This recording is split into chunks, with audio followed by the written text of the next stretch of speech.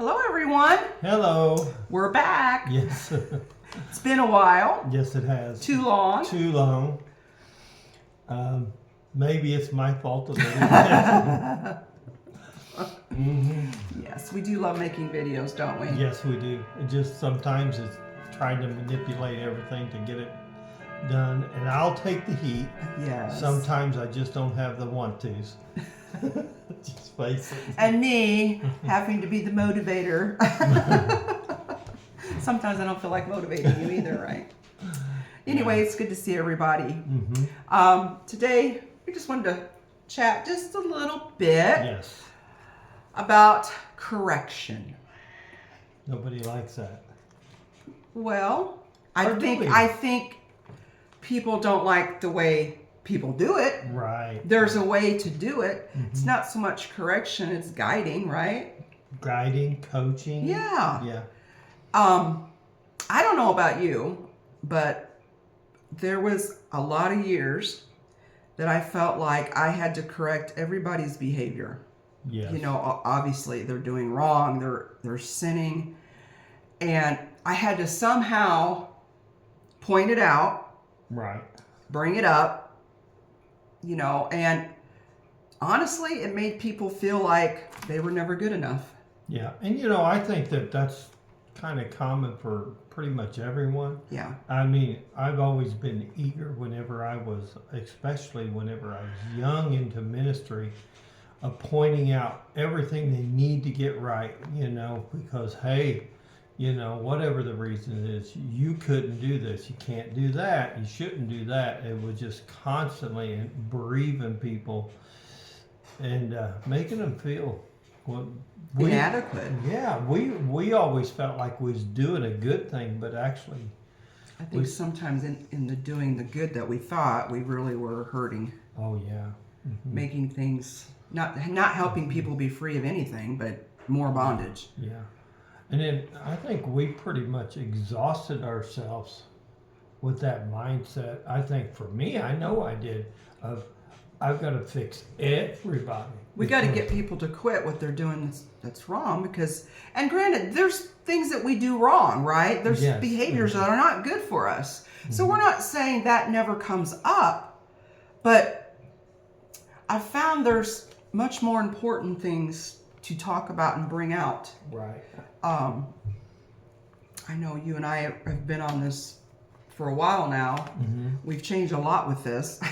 I think, yeah. I mean, it's just been like total upside down change on So, how like, we view it. I'll just give an example. We visit our families at home. We love our families, right? And they're not, you're always going to have things you disagree with in what somebody else does, right? That's. But, I used to go and carry the burden that I was the one that had to make people see something or Right. see things, Right. right? And so, but recently in the last few years of going home and just being with my family, God has really shown me and told me specifically, do not correct, you love. Right. Right? Now some will say, well, it's loving to correct. Well, maybe so, but is it? I mean, like the way that we do it? Because people won't listen, they'll stop listening to us if that's all we do. And don't you think it's much more important to build the relationship in a deeper way? Right. Really listening and hearing where the person's coming from, looking past the behavior to deeper things. Right? Yeah, and I think that I just lost my train. It was a good one. Loving people. It does change a lot of perspective, because if all I'm doing is correcting people, number one, it puts an insecurity. Well, here's what you said. Remember, you said this perfect. Yeah. Can you read my writing? I wrote it down. No, you go ahead and repeat I it. think it's so good, though. You Yeah. wrote it. When we're always correcting, my cat is just bugging me like crazy over here. We impose the idea of their behavior as their identity. Right. I thought that very good. I thought it was great. And because of that, they actually think what we say in our correction is how we feel about them, rather than the fact that we love them. And I think that's a tough thing for people to just, oh my God, he doesn't love me. He thinks I'm a loser. He thinks I'm a bum because all I do is mess up. That's where I think you have to use wisdom too. When you're engaging with whoever it is, every situation's different. That you have to consider how they perceive things. Right. They may not be at a place where, yes, there's some things they're going to filter everything you say from their perceptions. You have to have the wisdom to know that where their area is, what you might say, they might perceive wrong. So then if we know that, why are we saying it? Maybe it has to wait for another time when they're in a different place and they've got more truth, you know what I'm saying? I think one of the things that just popped in me is they're never going to be able to change beyond their belief. In other words, they will never go beyond what they believe about themselves. Or how they view God. Right. And so until they start viewing themselves differently, and like you said, God differently, they're going to be stuck right there and battling and in total torment constantly. And so, yeah, I know and I think this is a lot of people, for years, it was like I never knew where I stood with God. Right. Come on, did you live like that? No, I figured I didn't even. So how can we trust a God that we never know where we stand with Him? How can we really believe that He is good when we don't know where we stand with Him, or it's constantly changing? Right, and that's the thing. I never knew that I even stood with God because of all the things I did wrong. So maybe I was just crawling, and maybe one day I was going to get to the position where I could actually stand in front of God. But most of the time, my identity was based on what my past week was. What your behavior was. Oh, yeah. And so that's whenever I got into ministry, that's the same way I projected that to other people. And that's I don't know. I put a lot of load on people they shouldn't have done, I think. Oh, absolutely.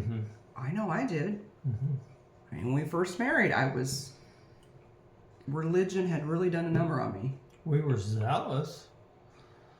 And yeah, people think they really do think they're doing it the right way. We do, and God still moves through all that, right? But boy, it's just nice to relax and know that I don't have the pressure to have to fix everybody or make them come to the way that I believe. Right. I just naturally be who I am. I actually, if I'm going to talk about God, I kind of make it personal, like just what, right. I don't know, God spoke this to me, and this is what He's doing right now, or I feel like He's wanting to show me this. I don't put it like, you got to believe this. Share just, it's a natural relationship with Him. Let people see that God is not judging them according to their behavior.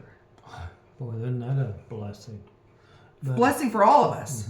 I have to remind myself of that. You do too. Yeah, absolutely. It's so easy to go back into that mindset. And I just lost my train again. Boy, You're losing your train a lot. And I'm just but I think that we all stand in that position of, we're struggling with being convinced that God's not impressed, or He's not disappointed, or He's not surprised about how we behave today or yesterday or tomorrow. And because I think we got to understand He created us. He's not surprised with how we behave. But more importantly is that condemnation we put on ourselves, and then what other people put on us through their so-called loving correction. And that makes it tough, how do we really interject our identity to ourselves because of those things. Yeah, I'm still learning to be very careful before I say something, and how to say it. And not every situation calls for me to say something. You know. I had a really cool story last week, and this youngster come up to me, and I said, "How's it going?" And I blew it. I got to go do a disciplinary and so on and so forth. I really messed this up. And I said, "So where are you now?" He said, "I'm going to disciplinary." No, you don't understand. Where are you now? Who are you? And it hit him. Where are you going to go from this? Okay, I understand that this is a mistake I made, but it's not who I am. And from this point forward, I just move forward. And will there be another mistake? Sure. But I'm going to learn that each time I make those mistakes, I'm just going to move forward with them. And I don't have to beat myself up because of it. And it does not change my position or my identity with So God. you got him to think differently. Right. And you reminded him. Don't you think that's what we need to be? Absolutely. That's the most important thing, rather than, or a lifestyle. God is perfectly capable of working in people and working around them to bring them out of things, right? But you know what? What if they never do? Right. Are we still going to love them? I hope so. Right? Yeah. Why do we put different things like, this is worse? The church has done that.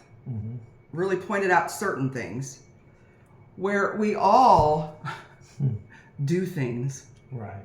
that doesn't match who God created us to be, right? Yeah, I think that happens every day almost, Maybe less and not so severe, right? But we do grow, we mature in the knowledge.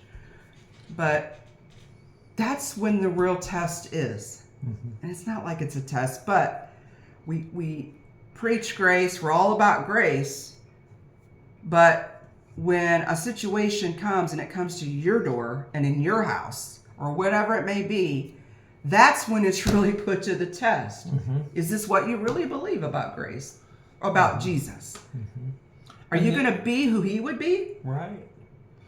And then what do we project on other people? Are we teaching them that same understanding of grace? And that's a tough one for us to do, a learning. Yeah, and then I always think, grace is a person, Jesus Christ, grace personified. I talked to guys this morning about the ragamuffins. We're all ragamuffins, and how did he deal with people?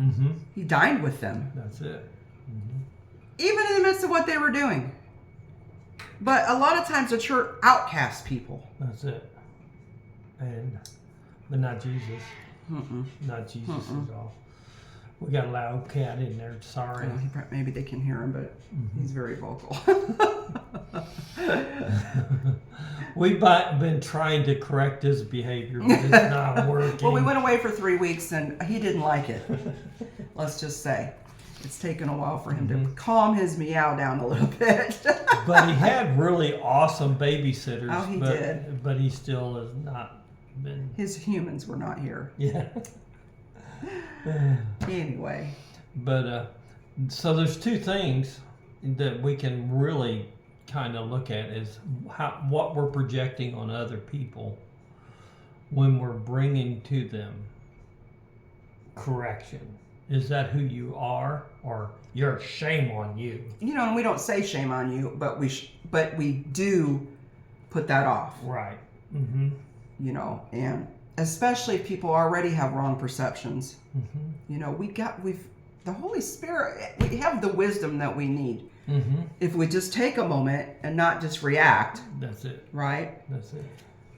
We surprised ourselves that the things that we used to dislike, I don't know, what's the word? Really drive us crazy. Yeah. It really bothered us. And some of the things that we thought was a really big deal we're learning now isn't even the big deal. And I think, God cares about correcting the picture of him and ourselves. That's what he cares about. Because when the picture gets corrected, then we start to act different. Right. And I think somebody out there probably, Connie, right now is saying, oh, but what about ABC sin? Well, what about it? I mean, it says he died once for some of our sins, right? For all. For all. And so that's what we have to understand, that he literally died once for all. And if we can get this in our mind and in our spirit that he died for all sins, then we start projecting that into the people that were lovingly corrected, not with condemnation, but with encouragement and love and pointing them. Edifying, you know. And always pointing them towards the love of God. That's it. And that God's not mad at them. That's it. I told the guys that this morning and they loved it, Amen. That God's not mad at you. Boy, if we could just get that. And I can remember, and you and I've talked a lot about this. We grew up believing God was an angry God. If he was so angry, why was he willing to do all that he did for us? That doesn't sound like angry. That sounds like loving and compassionate. It doesn't match the Father that Jesus came to reveal. That's right. We have the own consequences from things we do, and we and God want to spare people from that. But on the earth, but this way, it's completely different relationship. That's it. Anyway, I think we've about said all we can say on that for now. They're all pretty good. So, hopefully we'll get a little more consistent. Yes. We really love doing these and just encouraging everybody. So we hope you enjoyed this one. Yes, and God bless you. You have a wonderful, beautiful day. And remember, God's not mad at you. That's no it. matter what you've done. Bye-bye. Have a good day.